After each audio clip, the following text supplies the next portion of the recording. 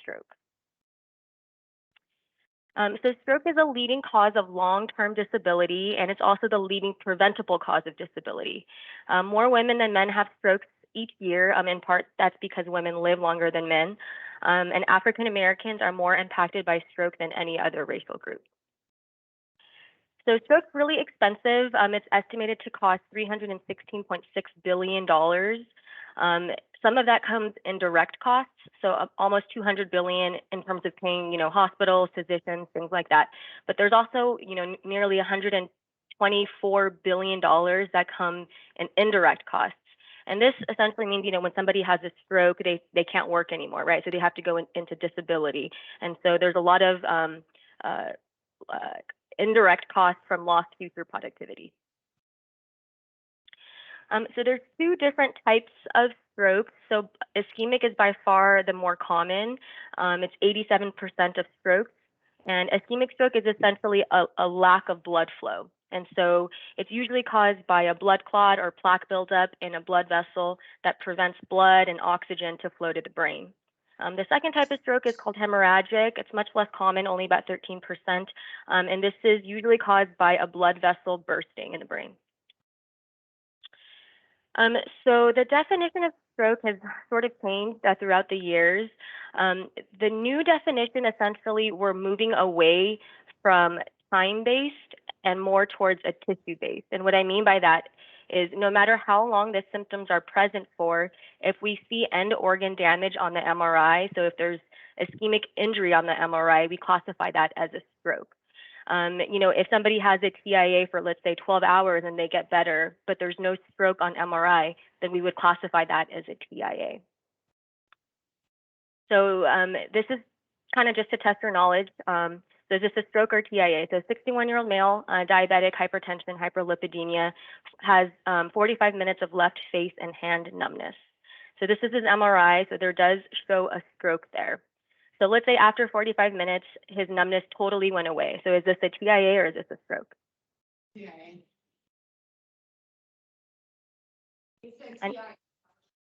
TIA. So so again, a stroke just means that we see end organ damage on the MRI.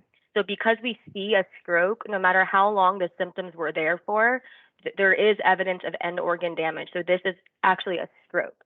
Right. So it doesn't really matter how long the symptoms were there for. Some people are just lucky and they just recover, right? And they just don't have any symptoms. But if there is irreversible injury on the MRI, no matter how long the symptoms are there for, it's a stroke. Does that make sense? Okay, cool. So there are things, that we can change, to lower our stroke risk, and there's things that we can't, right? So we cannot change the fact that we're all getting older. We cannot change our gender, cannot change our race, ethnicity, or our genetics, right? But things that we can focus on and really, alter our stroke risk are things like diabetes. So really important for, our diabetics to have really good sugar control. Hypertension, hyperlipidemia, to stop smoking, moderate alcohol use, to try to be more physically active, and then of course, to have a good balanced diet. Okay, so what is an ischemic stroke? We sort of kind of touched on this a little bit. So it's caused by blocked arteries. So this is two kind of terminologies. It's more so semantics than anything. So a thrombosis is when there is a small blood vessel in the brain that's clogged locally.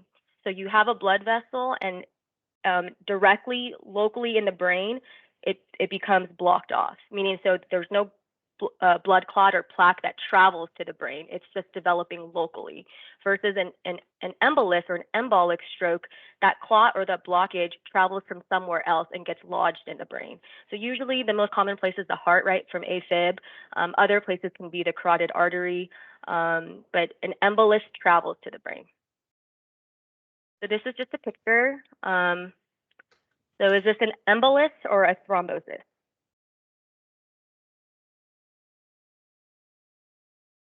Any takers?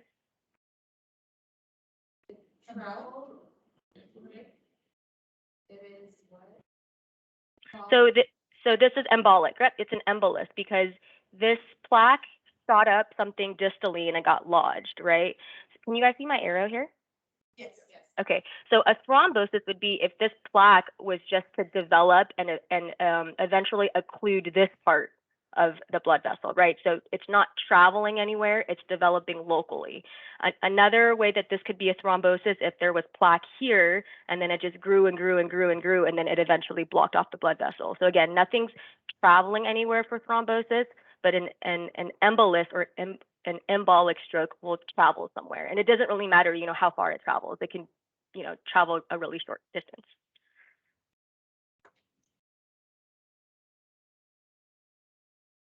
So this is just another artery to artery embolus.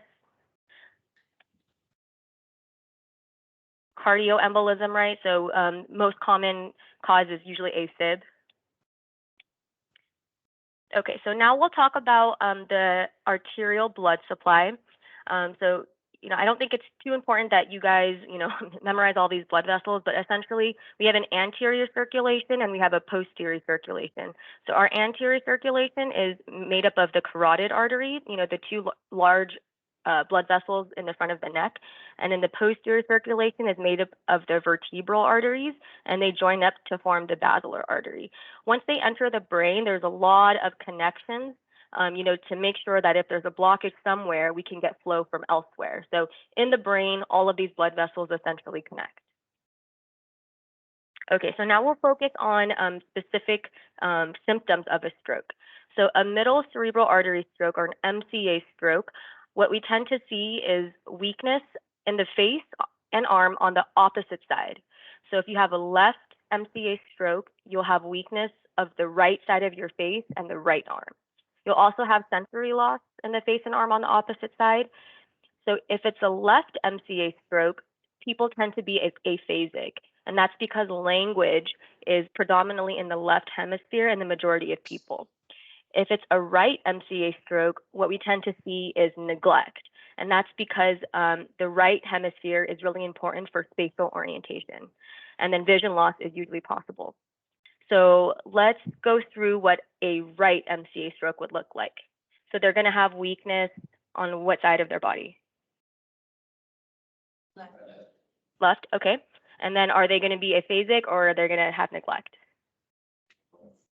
Neglect, right. So a right MCA stroke, it's really interesting because they should be totally awake, able to answer questions. They can, follow commands. Their speech is not impaired.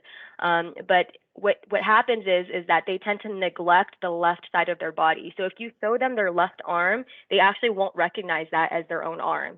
If you ask them, whose arm am I holding, they'll actually think that it's your arm. So they just don't pay attention to the left half of their body. Versus if you have a left MCA stroke, these people tend to be, not speaking, not following commands. So it's really hard to kind of get a good history from left MCA stroke people. Okay, so this is a CAT scan and this is an MRI. So it's flipped. This is the left side of the brain and this is the right side of the brain. Similarly, this is left and this is right. So we're looking at a mirror image. So if you look at this CAT scan here, it's kind of subtle, but can you see on the left side of the brain, we can still see sulci, right? So there's space in between the brain, which is normal, right? Because there's gyri and there's sulci. But if you take a look at the right side of the brain, do you guys see any sulci? No, right. It's because the brain's swelling, right? So it's swelling to the point where it's literally just pushing all the sulci together. So we can't even see sulci here. And then it's subtle, but you can see here that this looks a little bit darker than this side. Do you guys see that? So this is a large right MCA stroke. And for this particular individual, we'd be really concerned that they're going to develop, significant edema and probable herniation. And then this is an MRI just kind of showing the same thing. Okay, ACA stroke, so anterior cerebral artery stroke. So what we see in ACA strokes is we tend to see more leg weakness than face and arm. So MCA strokes, more face and arm, ACA strokes, more leg, always on the opposite side.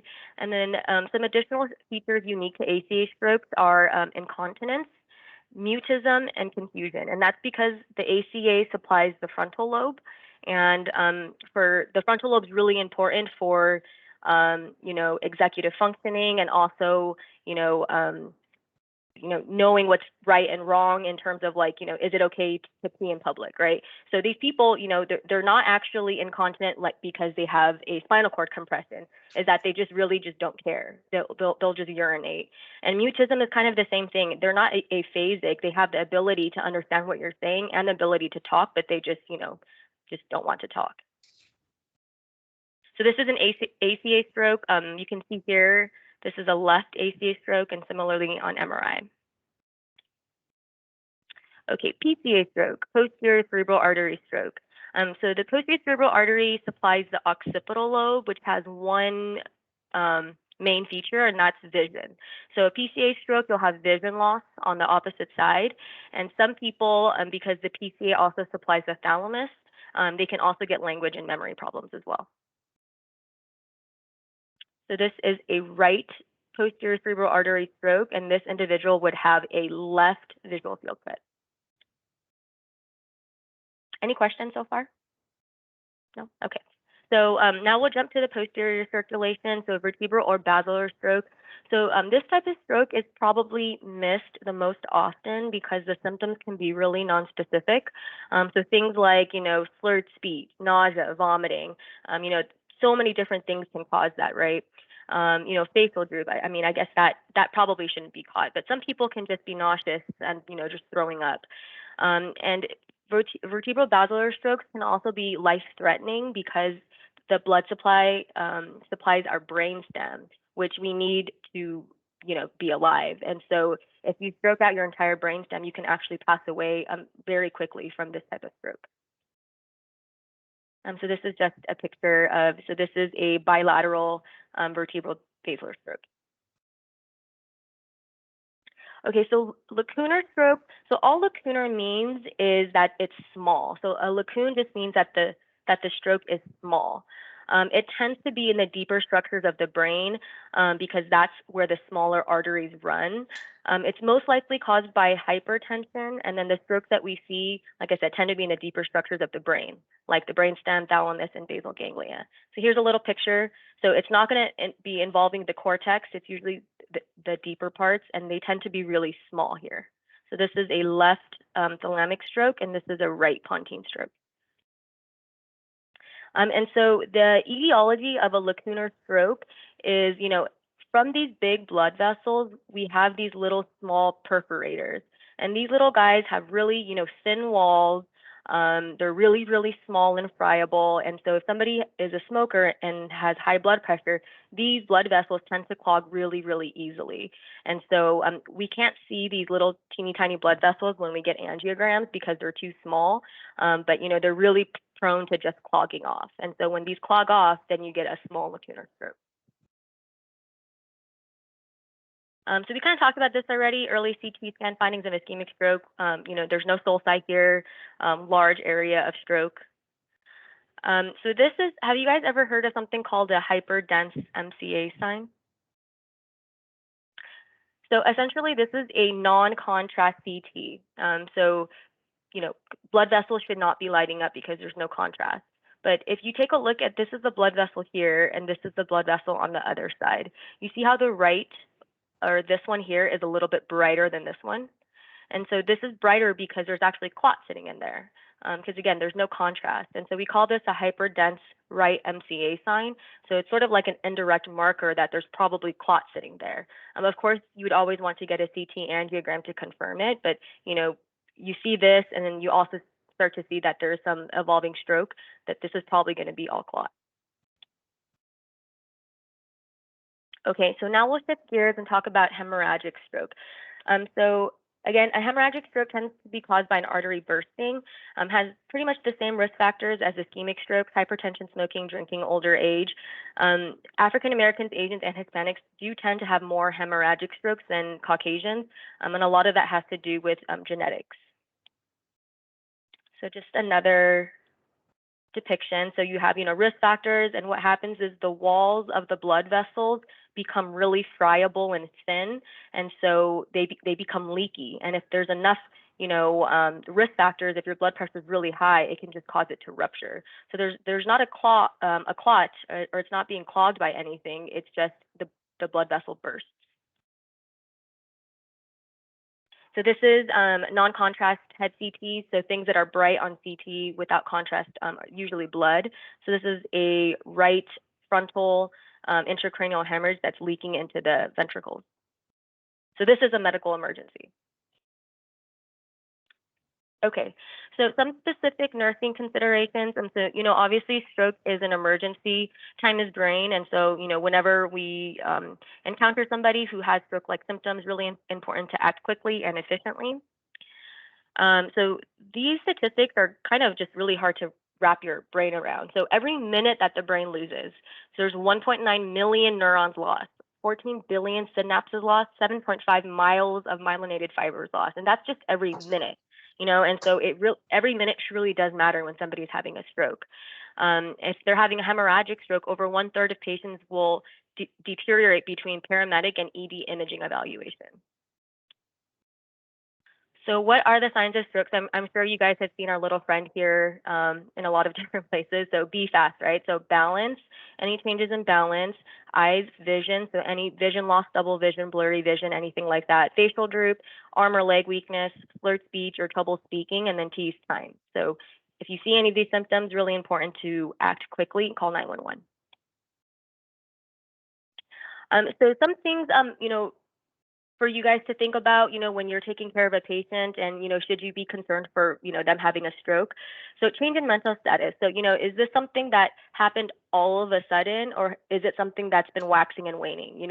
A common thing we get is like a hepatic encephalopathy, right? They're kind of, maybe they're more perky during the day and then the nighttime they're a little bit, more delirious and then the day they're, back to normal. So that kind of fluctuation or, if something is gradual is probably less likely a stroke versus somebody who's totally alert and oriented and then all of a sudden they're just, not responding to you. And then it's really important for us to know the last time that the patient was seen normal. So this is not when the symptoms were discovered, right? And so, a lot of patients in the hospitals are not getting neurochecks because, they're not here for a stroke or not here for any neurological disorder. So, their symptom discovery may be 12 hours from the last time that they were seen normal. And that's okay. It's just really important for us to know that. And then who do I call? So if you're concerned for somebody having a stroke, this is the stroke pager 323-279-1000. A neurology resident is carrying this pager 24/7. And so this is the tier 1 stroke pager. And so, don't be afraid to page if you're concerned about your patient having a stroke-like symptom. So once you've contacted the neurologist, then what? So important for us to have 2 working IV lines. Blood pressure, stroke patients tend to have really high blood pressure, and that's just kind of the body's way of increasing perfusion to the brain. If somebody's blood pressure is really low, that could, maybe make you think about are they having a concurrent heart attack? So it's just important to, kind of focus or just at least know what the blood pressure is. Breathing, are they hypoxic? If they're satting less than 94%, you can put them on oxygen. Fever, if somebody's having a fever, that increases the metabolic demand of their brain, and that sort of makes the stroke even worse because you kind of want to divert all of the energy, so to speak, to your brain sort of trying to treat the stroke. But if you have a concurrent fever, your brain's sort of working in overdrive. And so important to treat fever with Tylenol. Our glucose goal is less than 180. So if their sugars are more than 180, really important to treat that as well. So how can we treat an ischemic stroke? So there's 2 forms of treatment. One is IV TPA. Should change this to TNK since we're live using TNK at Sunset. So usually within 4.5 hours of a patient's last seen normal. And then thrombectomy is where we go in there to try to actually take the clot out. It's usually within 6 hours of a patient's last seen normal, but we actually extend this up to 24 hours in select individuals. Yeah. And so extending the time window for treatment. So, usually we can only give TPA from within 4 hours of their last known well. And so a common thing that we encounter as stroke neurologists is that patients wake up with their stroke symptoms, right? So they wake up at 7 a.m., they can't move their left side of their body, but the last time that anybody saw them normal or that they were normal, let's say was 10 p.m. when they went to bed last night, right? And so those patients, unfortunately, would not be a candidate for IV-TPA, despite the fact that they just woke up with their symptoms. But there was this new trial that was published in which we can actually use an MRI to help guide us in terms of, did this stroke happen closer to waking up? And so we look at two different sequences and we pair them together. And, if based on those two sequences, we can sort of predict that their stroke happened closer to waking up. And so we can still treat those people with TPA. So I kind of touched on this already. They go to sleep normal, wakes up with deficits, arrives to ED within 4.5 hours of waking up. So MRI can be done urgently, and if DWI shows stroke but no changes on flare, patients can benefit from IV TPA. So this is just an example. Here are the two sequences. So essentially, if we see a lesion on DWI but we don't see anything on flare, we can assume that this stroke happened within 4.5 hours of waking up. And this is based off a lot of data actually. So let's say this individual here, this person could probably get TPA. I mean, not probably, should get TPA. Similarly, this patient here has DWI, but not anything convincing on flare. This patient should get TPA. Versus this individual, you can sort of start to see that outline here. And then similarly with this stroke, you can start to see flare changes here. So flare changes, usually means that the stroke happened more than 4.5 hours ago. So these two individuals did not get TPA. Does that make sense? Okay. So timeless. So this is a clinical trial that we're doing at Kaiser Sunset. So essentially, we're trying to see whether extending the time window of TPA or tenecteplase, which is very similar to TPA, whether that can benefit patients. So the timeless trial is looking whether we can give tenecteplase between 4 hours, 4.5 hours, and 24 hours if their CT perfusion shows that they're a good candidate. And let's see if there's a. Okay, yeah. So essentially, the CT perfusion we use it's also an indirect measure. If it shows us that the stroke is really small, but there's a large tissue at risk, then those patients, can they still benefit from getting IV TNK? So it's actually a really exciting trial. I think we're actually like the third highest enroller in the trial. So more to come from that. That's pretty much it. Do you guys have any questions?